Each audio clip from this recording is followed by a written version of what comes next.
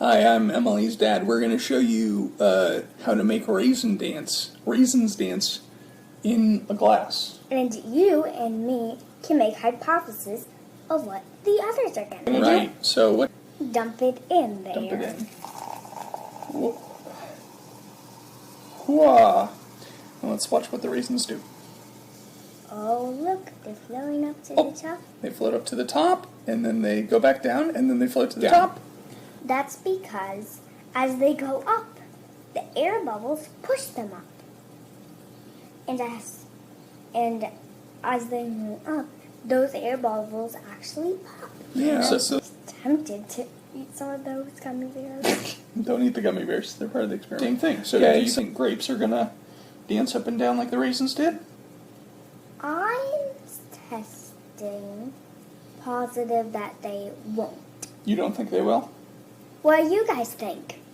Make your hypothesis now, and let's see. Oh, I think I need a little bit more. Oh, look! All the grapes are up top. But they stay Well, up let's there. see. Everybody else make your hypothesis. Will the gummy bears sink or float or dance or what? Here we go. And They're doing nothing. they're doing nothing. You can see the bubbles on them.